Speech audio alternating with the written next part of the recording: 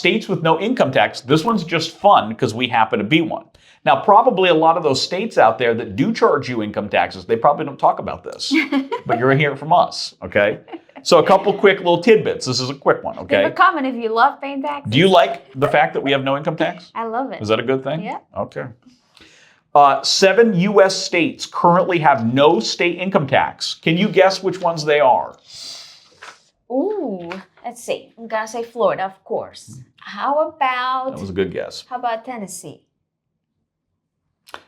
I'm going to give Tennessee to you. Wait, I'm going to say it. 1, 2, 3, 4, 5, That's going to turn into a 6, trivia 7. session. Technically, there are 9. Oh. Yeah, there are 9. Yes, and Tennessee is one of them. All right, so Yes, Florida? not technically, there literally are. All right, so Florida, Tennessee, New Hampshire? Yes, you have 5 more seconds. No, not New Hampshire. Wait, yes, New Hampshire. Yep, you're correct. Okay. Yep, you're correct. Georgia. Nope, wrong. You have one more guess. Dakota. North Dakota. Wrong, South Dakota. Okay, you. Okay, we get it. Okay, anyway, so Alaska, Oh, well, that was going to be my next guess. Florida, obviously, Nevada, I would have guessed that one. South Dakota, Texas, Washington, and Wyoming. And then there's 2 states, Tennessee and New Hampshire, that only tax interest and dividend income, not ordinary income. Oh. Excellent job, though, Julie. You did a very good job. All right, there you go. So those are the states, if you care. Don't leave Florida, though, because we are still the best. A couple little important tidbits here. Washington has one of the highest combined state and local sales taxes. And we care about that because if you have no income tax, then they're taxing you in other ways. So we want to compare that. So Florida is not the highest sales tax state. That would be the lovely state of Washington. Texas and New Hampshire have among the highest property taxes in the nation. Wow. By the way, Florida does not have the highest property taxes either. That is Texas and New Hampshire. So we are not the highest sales tax, and we are not the highest property tax. Yay, Florida. It helps offset some of the insurance, Yeah. insurance costs. Yeah, we're helping you out for the condo thing. Okay, establishing legal residence. This is important because we love our people that come to Florida because we sell them houses and they're great. And so we want you to know how to do it, right? Thinking of establishing legal residence or domicile in a no income tax state, residency requirements often demand that you spend more than half a year, 183 days to be precise. Again, we are not accountants. This is not financial advice. So seek the advice of somebody smarter than us. You may need to prove your residency with documentation, such as your voter registration, driver's license, tax return, and utility bills, among potentially others. Additionally, you might be a permanent resident of one state with no income tax and still be considered a statutory resident of another state if you have a home and spent a significant chunk, they use the word chunk, of the year there, typically about half the year. In this situation, you could be viewed as a resident in 2 states for taxation purposes. If you're a statutory resident, you're typically subject to income tax on all of your income, not just the income earned within that state. So seek appropriate advice, particularly if you're moving to Florida and your goal is to take advantage of the no income tax thing, because other states still like to take your taxes if they can sometimes.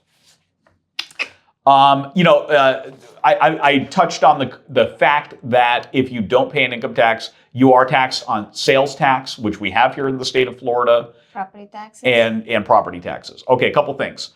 The Florida levies a 6% sales tax on local jurisdictions, a 6% sales tax, and local jurisdictions can add as much as 2.5% for a maximum total 8.5%. Does our area do that? I thought it used to be 6.5. We're not at 8.5 here in the Palm Beach County area in South Florida. We're not at 8.5. It's less than that. But anyway, property taxes in the state are primarily administered at the local level, so on and so forth. Now, the benefit that we have here, and one of the reasons that this just works so beautifully for Florida, is Florida's economy is primarily driven by tourism, agriculture, and the tech industry. And so we have so many tourists that the sales tax is a significant driver. It's a significant value in our tax base here. So that is a good thing. And that's why Florida thrives and functions so well in comparison to maybe other states like Washington, where they have to charge a whole bunch of taxes, and we don't have to do that. We love people from Washington, but you got some taxes over there. Any questions on that, V? No. All right, taxes. Taxes complete. Okay. I would like to talk about property deed fraud. Ooh. We unfortunately are rather familiar with this. We have thwarted a property deed fraud in process, and An so attempt. yep. So we CSI'd right through that, and we made that we put the stop on that thing. Okay, property deed fraud is growing in the state of Florida. What is property deed fraud? Scammers are selling people's land and even homes behind their backs. So let me just examine that for 2 seconds here. So what does that mean? What do you think that means? That means that, especially with land, I mean, houses gets a little harder to envision unless it's like a vacant house, right? But lands is pretty easy because nobody lives there, so they can pretend that they're the owner. Nobody really knows any different, and they just pretend to be. So what they do is they basically steal the owner's identity, and then they pretend that they're the owner. They sign all the paperwork, and they collect the money and sell the property, even though the owner's not even aware of it, right? Yeah. Officials are urging property owners to protect themselves this week. Pay attention to the end of this segment because I'm going to give you a tip on how to add a layer of protection to prevent that, okay? It's affecting people in the hot Sunshine State, Florida, quite a bit. More than 54% of real estate professionals experienced it firsthand in the second half of 2023. So half of realtors? That's what they said, 54%. I know it wasn't, ours was not in the first half of 2023, it was second half, but it was like a year or two ago. Anyway, well, we thwarted it. We didn't experience it. We put the stop to it. That's a lot, though. We protected our homeowners in that year. It happens when a scammer steals someone's identity and title and then sells your property without you knowing. Okay, here's the tidbit, okay? You can protect yourself by signing up for your local county's property fraud alert program. It sends emails and texts. See, she's even learning something today. If there's activity on land you own.